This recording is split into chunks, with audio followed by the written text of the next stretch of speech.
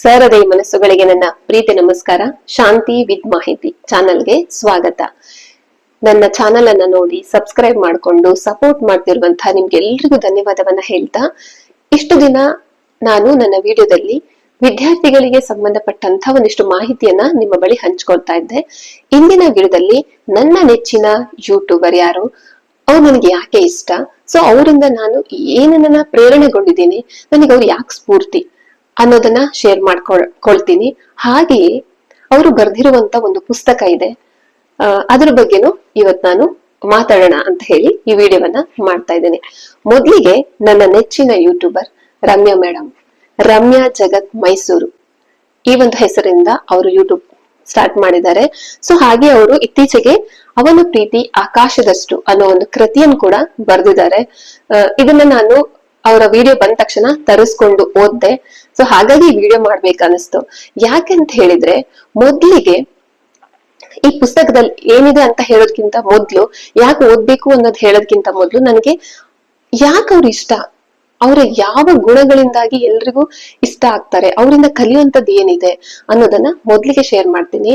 ಮೊದ್ಲಿಗೆ ಅವರಲ್ಲಿರೋ ಒಂದು ಸರಳತೆ, ಹೊಸ ಹೊಸ ಪ್ರಯೋಗಗಳಿಗೆ ಅವರು ತಮ್ಮನ್ನ ಒಡ್ಕೊಳ್ಳುವ ರೀತಿ, ಹಾಗೆಯೇ ಸಮಾಜಕ್ಕೆ ತಮ್ಮಿಂದ ಏನಾದ್ರೂ ಸಣ್ಣ ಕೊಡುಗೆಯನ್ನ ಕೊಡ್ಬಹುದಾ ಅಂತ ಹೇಳಿ ಅವ್ರು ಮಾಡ್ತಿರುವಂತ ಕೆಲವು ಸಣ್ಣ ಪುಟ್ಟ ಸೇವೆ ಅಂತ ಅವ್ರಿಗನ್ಸ್ಬೋದು, ಬಟ್ ಅದು ದೊಡ್ಡ ಸೇವೆಗಳಾಗಿ ನಮ್ಮೆಲ್ರಿಗೂ ಸ್ಫೂರ್ತಿ ಆಗ್ತಿದೆ. ಹಾಗೆಯೇ ಈಗ ಒಂದು ಎಕ್ಸಾಂಪಲ್ ಹೇಳ್ಬೇಕು ಅಂದ್ರೆ, ಎಲ್ರಿಗೂ ದಾನ ಮಾಡ್ಬೇಕು ಅನ್ನೋ ಮನಸ್ಸಿರಲ್ಲ. ಯಾಕಂದ್ರೆ ಎಷ್ಟು ಬಂದ್ರೂ ಬೇಕು ಅನ್ನೋ ಮನೋಪ್ರವೃತ್ತಿ ಇವಾಗ ಎಲ್ರಿಗೂ ಇರುತ್ತೆ. ಅಂತದ್ರಲ್ಲಿ ಅವರ ಒಂದು ಅರ್ನಿಂಗ್ ಅಲ್ಲಿ ಅವರು ಸಣ್ಣ ಪುಟ್ಟ ಸಹಾಯಗಳಂತ ಹೇಳಿ ಮಾಡ್ತಾ ಇರೋ ರೀತಿ ನನಗೆ ತುಂಬಾ ಇನ್ಸ್ಪೈರ್. ನಾನು ಕೂಡ ಅದನ್ನೆಲ್ಲ ಇನ್ಸ್ಪೈರ್ ಆಗಿದ್ದೀನಿ. ಸಾಮಾನ್ಯ ವ್ಯಕ್ತಿಗಳಲ್ಲೂ ಮಹಾನ್ ವ್ಯಕ್ತಿತ್ವ ಇರುತ್ತೆ ಅನ್ನೋದನ್ನ ನಾನು ರಮ್ಯಾ ಜಗತ್ತು ಮೈಸೂರು ಇವರಿಂದ ನೋಡಿ ಕಲ್ತಿರೋದು. ಹಾಗೆಯೇ ಅವರು ಒಂದು ಉದ್ಯೋಗದ ಬಗ್ಗೆ ಯೂಟ್ಯೂಬ್ ಅಲ್ಲಿ ಒಂದು ವಿಡಿಯೋವನ್ನ ಅಪ್ಲೋಡ್ ಮಾಡ್ತಾರೆ ಅಂತ ಹೇಳಿದ್ರೆ, ಅದನ್ನ ಅಷ್ಟಕ್ಕೆ ಅವರು ನಿಲ್ಸೋದಿಲ್ಲ. ಆ ಒಂದು ಉದ್ಯೋಗದ ಬಗ್ಗೆ, ಇವಾಗ ಎಕ್ಸಾಂಪಲ್ ಟೀ ಮಾರೋದಾಗಿರ್ಬಹುದು, ಸೊಪ್ಪು ಮಾರೋದಾಗಿರ್ಬಹುದು, ಕೆಲವೊಂದು ಪೇಪರ್ ಗಳಿಂದ ಬ್ಯಾಗ್ ಗಳ್ ಮಾಡೋದಾಗಿರ್ಬಹುದು, ಪ್ರತಿಯೊಂದನ್ನು ಅವ್ರು ಏನ್ ಮಾಡ್ತಾರೆ, ತಾವು ಅದನ್ನ ಮಾಡಿ ತೋರಿಸ್ತಾರೆ. ಸೊ ಇದು ಎಷ್ಟೋ ಜನಕ್ಕೆ ಉಪಯೋಗ ಆಗುತ್ತೆ. ಸೊ ಇದರಿಂದ ಏನಾಗುತ್ತೆ, ಜನ ಯೂಟ್ಯೂಬ್ ಇಂದ ನೋಡಿ ಕಲ್ತು ತಾವು ಕೂಡ ಅದನ್ನ ಮಾಡಿ ಒಂದಿಷ್ಟು ಹಣವನ್ನ ಅವರು ಪಡ್ಕೊಳ್ಳೋದಕ್ಕೆ ಸಾಧ್ಯ ಆಗತ್ತೆ. ಅಷ್ಟೇ ಅಲ್ದೇನೆ, ಸೊಪ್ಪು ಮಾರೋದಕ್ಕೆ ಹೋಗಿ ಅಲ್ಲಿ ಕೂತ್ಕೊಂಡು ರಿಯಾಲಿಟಿ ತೋರ್ಸೋದಂದ್ರೆ ಅದು ಸಾಮಾನ್ಯ ವಿಷಯ ಅಲ್ಲ. ಯಾಕಂದ್ರೆ ನಾವು ಮೊಬೈಲ್ ಮುಂದೆ ಕೂತ್ಕೊಂಡು ಹೀಗ್ ಮಾಡಿ ಹಾಗ್ ಮಾಡಿ ವಿಡಿಯೋ ಮಾಡ್ತಾ ಹೇಳೋದು ಸ್ವಲ್ಪ ಮಟ್ಟಿನ ಸರಳ.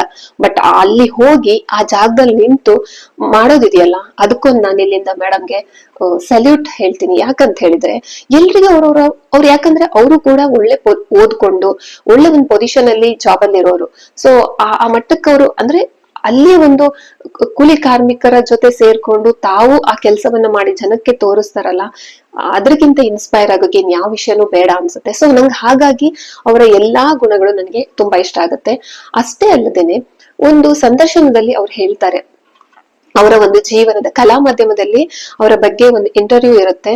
ಸೊ ಅದನ್ನ ನೋಡಿದ್ಮೇಲಂತೂ ನನಗೆ ಅವ್ರು ತುಂಬಾ ಹೇಳ್ತಾರಲ್ಲ ಸ್ಫೂರ್ತಿ. ನಿಜ ಹೇಳಕ್ ಹೋದ್ರೆ ಏನ್ ಹೇಳ್ತಾರೆ ಅಂದ್ರೆ, ಬದುಕಂದ್ರೆ ಏನು, ತಮ್ಮ ಬಾಲ್ಯ, ತಮ್ಮ ವೃತ್ತಿ ಎಲ್ಲವನ್ನ ಹೇಳ್ತಾ ಅವರ ಬದುಕಿನಲ್ಲಿ ನಡೆದಂತಹ ನೋವು ನಲಿವುಗಳ ಬಗ್ಗೆ ಹೇಳ್ತಾ, ಅವರು ಕಂಡಂತಹ ಕಷ್ಟಗಳನ್ನ ಅವ್ರು ಯಾವ ರೀತಿ ಅದನ್ನ ಸರಳವಾಗಿ ಸಾಲ್ವ್ ಮಾಡ್ಕೊಳ್ಳೋದ್ರಲ್ಲಿ ಅವರು ತನ್ನ ಗಿಟ್ಟಿಯನ್ನ ತೋರಿಸ್ಕೊಂಡ್ರು ಅನ್ನೋದು ನನಗೆ ತುಂಬಾ ಇಷ್ಟ ಆಗುತ್ತೆ. ಯಾಕಂದ್ರೆ ನಾವು ಲೈಫ್ ಅಲ್ಲಿ ಸಣ್ಣ ಪುಟ್ಟ ಸಮಸ್ಯೆಗಳನ್ನ ಗೊಣುತ್ತಾ ಅವರಿಂದಾಯ್ತು ಇವರಿಂದಾಯ್ತು ಹಾಗಾಯ್ತು ಹೀಗಾಯ್ತು ಅಂತ ಸಮಸ್ಯೆಗಳ ಸರಮಾಲೆಯಲ್ಲಿ ತರ್ತೀವಿ. ಆದ್ರೆ ಅವ್ರೇನ್ ಹೇಳ್ತಾರೆ, ಜೀವನ ಬದುಕನ್ನ ಬದುಕಬೇಕು, ಸವಿಬೇಕು, ಕಷ್ಟಗಳು ಬರುತ್ತೆ, ಅದನ್ನ ಹೇಗ್ ಫೇಸ್ ಮಾಡುದು ಅನ್ನೋದನ್ನ ತಮ್ಮ ಜೀವನದ ಉದಾಹರಣೆಯನ್ನ ಕೊಡ್ತಾ ಜನರಿಗೆ ಅದನ್ನ ಸ್ಪಷ್ಟಪಡಿಸ್ತಾರೆ. ಸೊ ಅದನ್ನ ಕೇಳಿದ್ಮೇಲೆ ನಮ್ಮ ಚಿಕ್ಕ ಪುಟ್ಟ ಕಷ್ಟಗಳು ಬಂದಾಗ, ಓ ಮೇಡಮ್ ಎಷ್ಟು ಅದನ್ನ ಸಾಲ್ವ್ ಮಾಡಿದ್ದಾರೆ ಅಂತಹ ಒಂದು ಸಂದರ್ಭದಲ್ಲಿ ನಾವು ಕೂಡ ಮಾಡ್ಬೋದಲ್ವಾ, ಇದಕ್ಕೆಲ್ಲ ಯಾಕೆ ಹೆದರ್ಕೊಡ್ಬೇಕು ಅನ್ನೋ ಜೋಶ್ ಕೂಡ ಆ ಮೇಡಮ್ ಆ ಇಂಟರ್ವ್ಯೂದಲ್ಲಿ, ಯಾರಾದ್ರೂ ಆ ಇಂಟರ್ವ್ಯೂ ಕೇಳಿಲ್ಲ ಅಂದ್ರೆ ದಯವಿಟ್ಟು ನೋಡಿ ಅದನ್ನ. ನಮಗೂ ಒಂಥರ ಕಷ್ಟಗಳಿಗೆ ಅಂಜಬಾರ್ದು ಅನ್ನೋ ಒಂದು ಸಣ್ಣ ಮೆಸೇಜ್ ಅನ್ನು ಕೂಡ ಅವರು ಅದರಲ್ಲಿ ಕೊಡ್ತಾರೆ. ಸೊ ಅವರು ಬದುಕುವ ರೀತಿ, ಬದುಕನ್ನ ನೋಡುವ ರೀತಿ, ಇವೆಲ್ಲವೂ ನನ್ಗೆ ಸ್ಫೂರ್ತಿ ಆಗತ್ತೆ. ಅಲ್ಲಿ ಆಡಂಬರ ಇಲ್ಲ, ಯಾವುದೇ ರೀತಿಯ ಅವರ ಒಂದು ವಿಡಿಯೋದಲ್ಲಿ ಅವ್ರ ಸರಳತೆ, ತುಂಬಾ ವಿನಯತೆ, ಅಲ್ಲಿ ಯಾರನ್ನೋ ಮೆಚ್ಚಿಸ್ಬೇಕು, ಯಾರನ್ನೋ ಹೊಗಳ್ಬೇಕು, ಯಾರೋ ನನ್ನನ್ನು ಹೊಗಳ್ಬೇಕು ಅನ್ನೋದು ಯಾವುದು ಒಂದು ಉದ್ದೇಶ ಅವ್ರದ್ರಲ್ಲಿ ಇರೋದಿಲ್ಲ. ಜನಕ್ಕೆ ಉಪಯೋಗ ಆಗತ್ತಾ, ಇದರಿಂದ ಅವರು ಪ್ರಯೋಜನ ಪಡ್ಕೊಂತಾರ, ಹಾಗಾಗಿ ಅವ್ರ ಅಂತ ವಿಡಿಯೋಗಳನ್ನ ಮಾಡ್ತಾರೆ. ಸೊ ಇದರಿಂದ ನಾವು ಕಲಿಬೇಕಾದದ್ದು ಸಾಕಷ್ಟಿದೆ. ಸಮಾಜದಿಂದ ತಗೊಳ್ಳೋದ್ರ ಜೊತೆಗೆ ನಾವು ಸಮಾಜಕ್ಕೆ ಏನಾದ್ರೂ ಕೊಡ್ಬೇಕು ಅನ್ನೋದನ್ನ ನಾನು ಅವರಿಂದ ಕಲ್ತಿದ್ದೀನಿ. ನಾನು ಕೂಡ ಅಷ್ಟೇ, ನನ್ನಿಂದ ಸಣ್ಣ ಪುಟ್ಟ ಸಹಾಯ ಯಾರಿಗಾದ್ರೂ ಆಗತ್ತೆ ಅಂದ್ರೆ ಅದನ್ನ ನಾನು ಮಾಡೋದಕ್ಕೆ ರೆಡಿ ಇದ್ದೀನಿ. ಅಲ್ಲಿ ಯಾವುದೇ ಸ್ವಾರ್ಥತೆ ನನ್ನಲ್ಲಿ ಕೂಡ ಇಲ್ಲ. ಇವತ್ ನಾನು ಈ ವಿಡಿಯೋ ಮಾಡ್ತಿದ್ದೀನಿ ನಾನು ಕೂಡ ಹಾಗೇನೆ.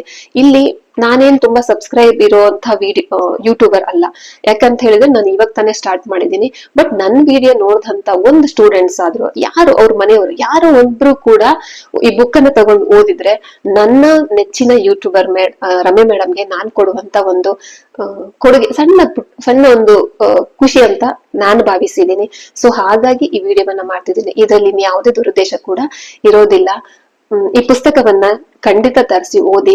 ಪ್ರೀತಿ ಅಂದ್ರೆ ಏನು, ಒಂದು ಬದುಕಲ್ಲಿ ಪ್ರೀತಿ ಮಾಡೋದಂದ್ರೆ ಇರುತ್ತೆ, ಆ ಬದುಕಲ್ಲಿ ಪ್ರೀತಿ ಇಲ್ದಿದ್ರೆ ಏನಾಗುತ್ತೆ, ಪ್ರೀತಿನ ನಾವು ಹೇಗೆಲ್ಲ ಕೊಡಬಹುದು, ನಿಸ್ವಾರ್ಥ ಪ್ರೀತಿ ಅಂದ್ರೆ ಏನು ಅನ್ನೋದನ್ನ ತುಂಬಾ ಚೆನ್ನಾಗಿ ವಿವರಿಸಿದ್ದಾರೆ. ಹಾಗೆ ಬದುಕಲ್ಲಿ ಬರುವಂತಹ ಒಂದಿಷ್ಟು ತಿರುವುಗಳನ್ನ, ಸಮಸ್ಯೆಗಳನ್ನ ನಾವು ಗಟ್ಟಿಯಾಗಿ ನಿಂತು ಎದುರಿಸೋದು ಹೇಗೆ ಅನ್ನೋದನ್ನ ಕೂಡ ತೋರಿಸ್ಕೊಟ್ಟಿದ್ದಾರೆ. ಹಾಗೆ ಇವರು ಮುಂದುವರಿದ ಭಾಗ, ಇದರ ಕಂಟಿನ್ಯೂಷನ್ ಕೂಡ ನೆಕ್ಸ್ಟ್ ಬುಕ್ ಅಲ್ಲಿ ಪಬ್ಲಿಷ್ ಮಾಡ್ತೀನಿ ಅಂತ ಹೇಳಿದ್ದಾರೆ. ಸೊ ಹಾಗಾಗಿ ಅವರ ಮೊದಲ ಪ್ರಯತ್ನ, ಇದು ಮೊದಲ ಹೆಜ್ಜೆಗೆ ನಾವು ಬೆಂಬಲವಾಗಿ ನಿಲ್ಬೇಕಾಗಿರೋದು. ನಾವು ಅವ್ರ ಮೇಲೆ ತೋರಿಸುವಂತ ಒಂದು ಪ್ರೀತಿ ಆಗತ್ತೆ ಅನ್ನೋದು ನನ್ನ ಅನಿಸಿಕೆ. ಸೊ ಯಾರೆಲ್ಲ ವಿಡಿಯೋ ನೋಡ್ತಿದ್ದೀರಾ ಖಂಡಿತ ಒಂದು ಪುಸ್ತಕವನ್ನ ತರಿಸ್ಕೊಂಡು ಓದಿ. ಇದ್ರ ಬೆಲೆ ಕೂಡ ಅವ್ರೇನು ಜಾಸ್ತಿ ಇಟ್ಟಿಲ್ಲ. ನಾವು ಹೋಟೆಲ್ಗೆ ಹೋಗಿ 1-2 ದೋಸೆ ತಿಂದ್ರೆ ಎಷ್ಟು ಮಿನಿಮಮ್ 230 250 ಆಗೇ ಹೋಗುತ್ತೆ. ಸೊ ಅಷ್ಟೇ ರೇಟ್ ಇಟ್ಟಿದ್ದಾರೆ.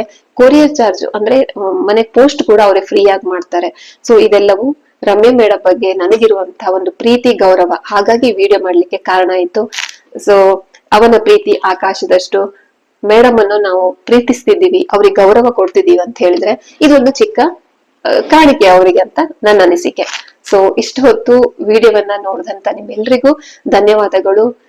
ಹೀಗೆ ಒನ್ಸ್ ಅಗೇನ್ ರಮ್ಯಾ ಮೇಡಮ್, ನಿಮ್ಮ ಪುಸ್ತಕಗಳು, ನಿಮ್ಮ ಪ್ರತಿಭೆ ಇನ್ನೂ ಹೊರಹೊಮ್ಮಲಿ. ಬದುಕಲ್ಲಿ ಏನೇನನ್ನ ಮಾಡ್ಬೇಕು ಅನ್ಕೊಂಡಿದಿರೋ ಈ ವರ್ಷಗಳು ಎಲ್ಲವೂ ಅದು ನೆರವೇರ್ಲಿ ಅಂತ ನಾನು ಕೂಡ ಎಲ್ಲರ ಪರವಾಗಿ ಆಶಿಸ್ತೀನಿ. ಕಂಗ್ರಾಚುಲೇಷನ್ಸ್. ಇಂತ 10 ಹಲವು ಪುಸ್ತಕಗಳು ನಿಮ್ಮಿಂದ ಬರ್ಲಿ. ದೇವ್ರು ನಿಮ್ಗೆ ಒಳ್ಳೇದನ್ನೇ ಮಾಡ್ಲಿ ಅಂತ ನಾನು ಈ ಮೂಲಕ ಕೋರ್ಕೊಂತೀನಿ. Thank you so much. ಇಷ್ಟು ಹೊತ್ತು ನನ್ನ ವಿಡಿಯೋವನ್ನ ನೋಡಿದಂತ ನಿಮ್ಮೆಲ್ರಿಗೂ ಧನ್ಯವಾದಗಳು.